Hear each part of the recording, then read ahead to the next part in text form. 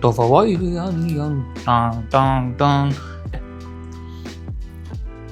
یوتیوب فارسی رفته، رپ فارسی مجاز داره میشه رفته و مسابقه که من قرار بود ثبت نام کرده بودم و قرار بودش که پس فردا برم واسش بدوم و تقریبا 7 ماه تمرین کردم، اونم رفته. یه لحظه بریم عقب، چند روز گذشته رو با هم دیگه ببینیم، دوباره برمیگردیم. امروز روز دومی شروع کردم به دویدن. اما خواستم عکسم بگیرم، گفتم بذار یه ویدیوی چیزی هم بگیرم. امیدوارم که وسط راه نرینم دیگه. برو ببینیم چیکار میکنیم. نمیدونم روز چندمه ولی اصلا حال دویدن ندارم. ترجیح دادم فقط بدتر شد. ترجیح دادم بیام فقط حال قدم بزنم. نظرم بهتره صحبتمون رو با این لباس شروع بکنم. این لباس تنها کادویه که من امسال واسه تولدم گرفتم. البته به غیر از اون کیکی که امیررضا و علیرضا واسم گرفته بودن، ماریو سعیدی. بعد داشتم فکر می‌کردم که من واقعا چرا دویدن رو به عنوان یه ورزش انتخاب کردم. یعنی خب خیلی ورزش‌های دیگه هستش دیگه، حالا اونایی که میشه آدم انجامش داد، مثل رفتم باشگاه بدنسازی، چه می‌دونم تنیس. حالا تنیس گرونه، این ورزش‌های این تیپی دیگه، یوگا و تیاریکس و این چیزا. ولی من دویدن رو انتخاب کردم. دلیلش چیه؟ تقریبا برمیگرده این قضیه به 8-9 ماه پیش، شدیم 1 سال پیش. من اول از همین که اصلا وضعیت خودم خیلی بد بود، یعنی اضافه وزن گرفته بودم، بعد داشتم یعنی کرخت بود بدنم، خستگی همیشه بودش و حالا چیزای مختلف این تیپی و دلم میخواد یه تکونی به خودم بدم. بعد من همیشه که میرفتم باشگاه، که میرفتم مثلا حالا تایمایی که بودش به صورت مقطع رفته بودیم باشگاه اینا، همیشه تو ذهنم این بودش که من این باشگاه رو دوست ندارم. چرا؟ چون که یه جز سگ دنبالم بکنه نمیتونم خوب بدوم، در برم دست و سگه. با این نورم ببخشید. به خاطر همین یعنی مثلا همیشه تو ذهنم این دویدنه بود، مثلا پیاده رویه بود. قشنگ این بدونم وقتی که میرفتم باشگاه رو ترتمیل بیشتر میدویدم، یعنی وقتم تایم باشگاهم رو روی ترتمیل بیشتر میذاشتم. بگذاریم این حرفا. یکی این دلیلش بودش فکر میکنم، و دلیل دوم صادقانه بخوام بگم بیشتر به خاطر اون جوی بودش که به وجود هم اومده بودش. مخصوصا الان تقریبا 1-2 سالی هستش که خیلی اون جو دویدن و اینا هستش، اونم رو من تاثیر داشت. صادقانه دارم میگم که اون هم رو من تاثیر داشت و من هم تحت تاثیر اونا قرار گرفته بودم. برو عزیزم قربونت. اون جلویی که مثل خر اومد جلوت، خر مادر این جوه هم بوده واسم. یعنی منم این قاعده مستثنا نیستم، همیشه دوست داشتم که توی چش باشم. بعد ببینید اون استوری کردن اون مثلا اسکرین شات استراوات که داریم، مثلا 2 کیلومتر 3 کیلومتر 5 کیلومتر دویدی، خیلی باله دیگه. بعد یه چیز دیگه هم که خیلی باحال بود واسه من توی دویدن این بودش که یه جا خونده بودم که نمیدونم مثلا 4-5% آدما روی کره زمین فقط میدوئن، یعنی همچین عدد خیلی کمی بود که میدوئن. از همونها هم عده خیلی کمی هستن که میتونن 5 کیلومتر رو بدون توقف بدوئن، یه تیک بدوئن، نان استاپ بدوئن. این هم واسه من خیلی باحال بود دیگه. اما توی این مدت خیلی بارها خسته شدم، خیلی اصلا حالم بد شد، خیلی حال نداشتم دیگه برم و همین. یه اتفاق جالبی که امروز افتاد این بودش که یهو برای من یه اس‌ام‌اسی اومده از وبسایت فلای تودی. بعد برام پیام اومده بودش که پرواز شماره فلان به تاریخ 26 آذر تهران کیش لغو شده. و من اینجوری بودم که من کلی هزینه کردم، اولا بلیت گرفتم، هم رفت هم برگشت، همونجا جا گرفتم، بعد کلی هم تمرین کردم.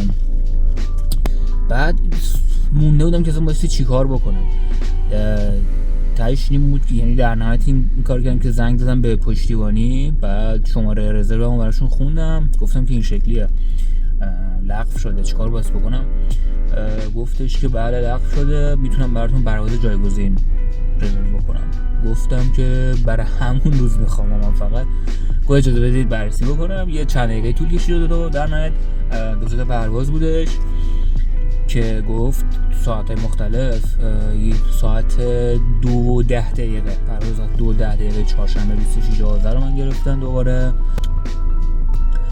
حالا چهارشنبه به جای اینکه من ساعت 3 صبح 4 صبح بیدار بشم، شاید 2 صبح میخوابم و سر ظهر میریم دیگه.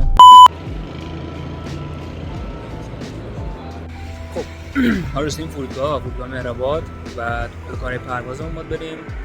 یه اتفاقی که افتاده اینه که یه خبری رو من خوندم اول هفته توی صفحه همین بچه‌ای که مسابقه رو برگزار کرده بودن. حالا برسیم کیش من اونجا بهتون میگم که چه خبری بودش.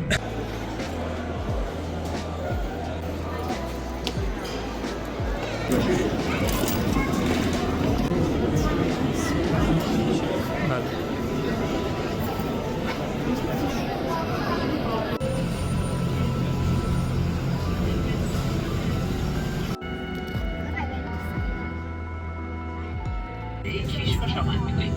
مدت پرواز 1 ساعت و 45 دقیقه تعیین گردیده و تا ارتفاع 33,000 پا از سطح آب‌های آزاد پرواز خواهیم کرد. بشمندیم.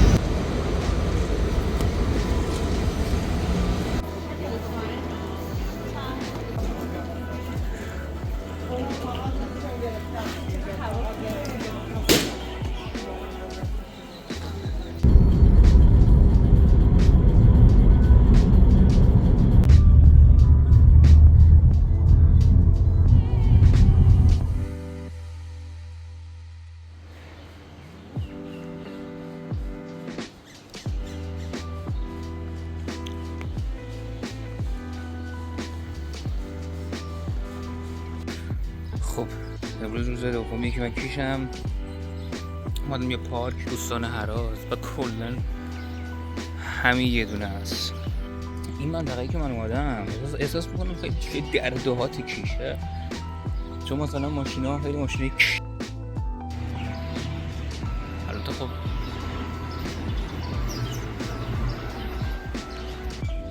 خب همین ماشینا تو تهران کلی کار میکنن. دیشب که خیلی دیر وقت رسیدم، دیروز بعد رفتم یه چرخی زدم، خیلی تاریک بودش و خیلی دیده نمیشد چیزی. حالا امروز صبح بریم به چرخ ببینیم چی به چیه. فردا هم هستیم، چند تا جای رو دیدم تو نقشه، برم یه سر بزنم به اونجا، سعی میکنم فیلم بگیرم ازش. بعد جالبیش اینه که خونه ها مثلا حیات خاصی ندارن، دیوار خاصی ندارن، همینجوری باز همش. یا دیوار خیلی کوتاهی دارن که این شکلی هستن. میام ماشیناشون این هست.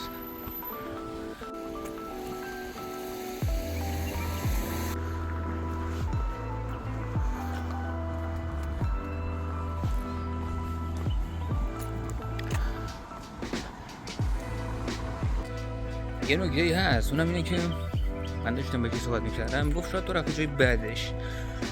مسئله که هست اینه که خب همه شهرها جایی که هتل‌های با کلاس داره و فلان و اینا هست، خب معلومه خیلی شیکه، خیلی ترتمیزه.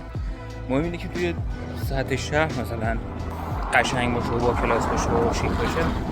بعد من همیشه شنیده مثلا تو ذهنم این بودش که کیش یه جایی مثل لاس وگاس مثلا خیلی حرفه‌ای و خیلی شیک و خیلی مثلا اوکی و فلان و اینا، ولی حقیقت همینه که الان نه، اصلا اینجوری نیستش. و من یه جا دیشب یه درخت از ریشش در اومده بود، ولی از حق نگذاریم هوا نسبت به تهران خیلی خوبه. حداقل الان تهران سرد، الان خیلی سرده، ولی اینجا اینه که من با تیشرت و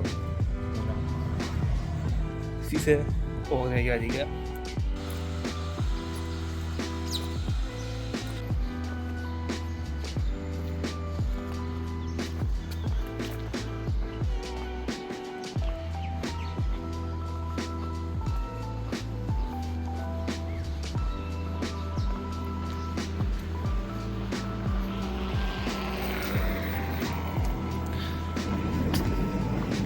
این موتور هم که خط فراوون هست، کلا پر اینجا موتورهای برقی کنم حمل و نقل عمومی اصلا ندارن. یعنی یه سری ون من دیدم که ونهای درب و داغون بر زمانش انقلاب جنگ ایران عراق شبیه اونا بودش. اینجا خیلی قشنگه.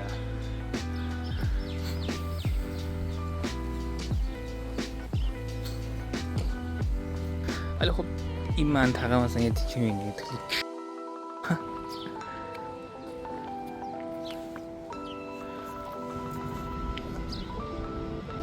حمل نقل عمومیش این راست کنم. این مینی بوس های قشنگ مینی باسه این دیگه.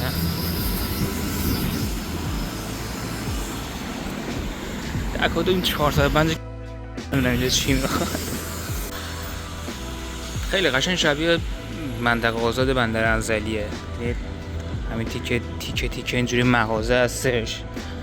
بعد خیابونا و ساختمونا دقیقا همون شکلیه. منطقهش رو میگم به خاطر همین است. یعنی خیلی در حال ساخت و ساز، خیلی جای این شکلیه. اصلا پیاده رو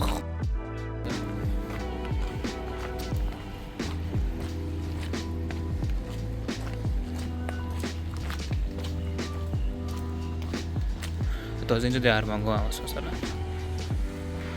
کن وقتی میگم کثیفه اینجا رو میگم منظورم هم.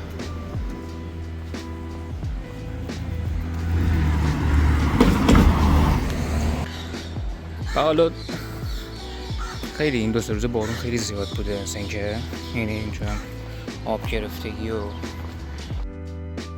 این نشون دهنده اینه که اصلا اصولی ساخته نشده اینجا و همینجوری ساختن رفتن بالا. ولی از حق نگذریم دار و درخت توش زیاده. هوا خیلی خوبه. حداقل الان مسابقه ما قرار بود از این میدون شروع بشه، میدون ساحل، و مسافت 505 و 500 متر بود که خب کنسل شد دیگه.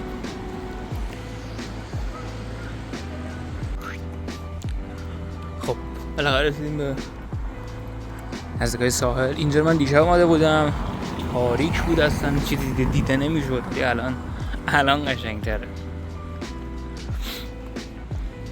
یه تلکابینی هم داره که از اونجا میره میاد در واقع، که حالا ویو دریا رو داره. مثلا که یه خوبی که داره اینه که جاده ها خیابون بزرگه، پهنه قشنگ، یعنی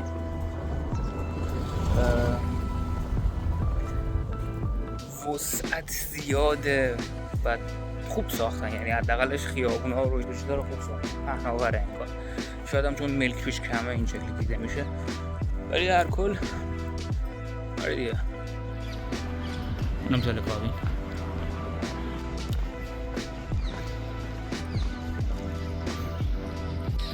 خب دریا داره اون دور دیده میشه. احساس میکنم دریای شماله میزنه. حالا بریم چجوریه.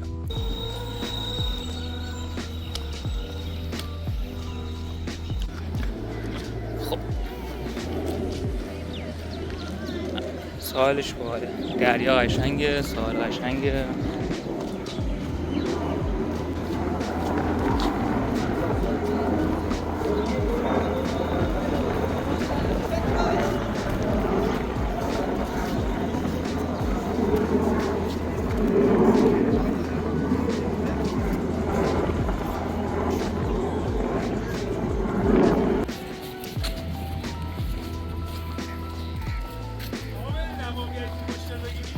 دمت گرم.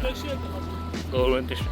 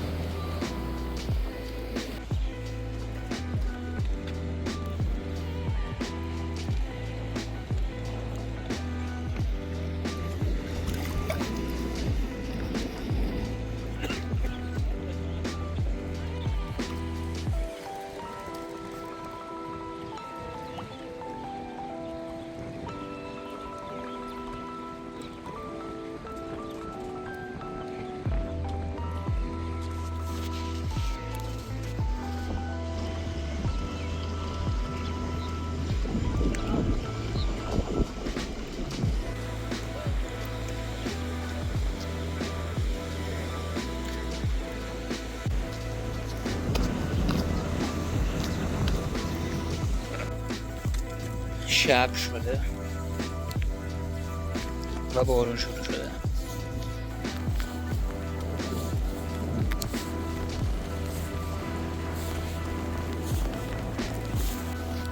یعنی آخرین جایی که من فکر می‌کردم بارون بیاد کیش بود، جنوب بود. اونم دقیقا تو این تایمی که من اوه چه بارونیه.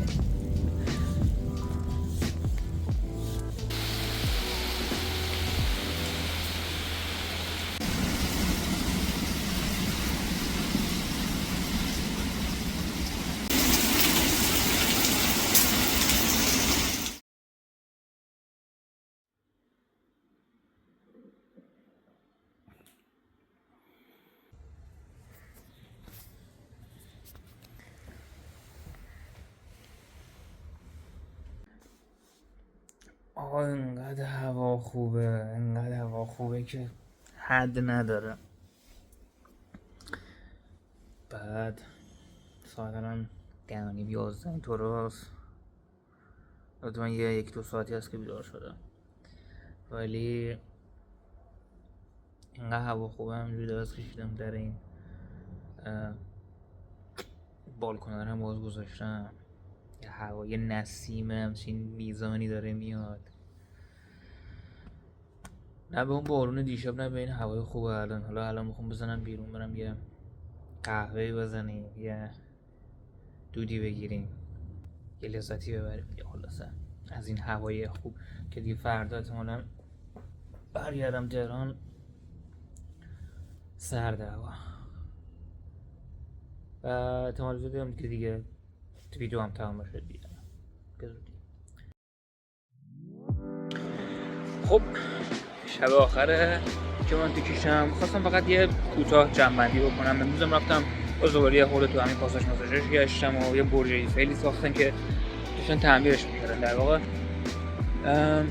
به عنوان جمع‌بندی آخر ویدیو و اینکه سفر کیش چجوری بود، راستش اون اولش فکر می‌کردم خیلی اینجا بی کلاسه، و یعنی بی کلاسه که منظورم میگم اون چیزی که دیده بودم این کثیف مسیفی، یعنی الان آردی این اینجا رو مثلا کندن یا اون سمتو. خب همین یه بارون بخوره اینجا که دیشب خورده بودش گل میشه، این بابتش میگم که چیزه کرکسی پی خورده. ولی در مجموع خیلی جای باحالیه، یعنی خیابونا خلوت، اصلا ترافیک نیستش. البته خب آدم هم کمه، یعنی اصلا تو این راسته که من الان دارم با میرم سگ فرق نمی‌کنه.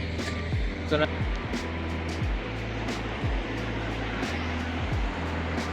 الان یه سال دیگه الان مثلا تو تهران اینجا واسه قلقله میبود، ولی اینجا اصلا انگار که کاسبی نیستش، آدم کمه. خلاصه یعنی حتی تو این شهرکای مسکونی، الان من مثلا توی دونه شهرک مسکونی خونه گرفته بودم، جا گرفته بودم، یه اقامتگاه بوده، ولی خب آدم زیادی من ندیدم کلا.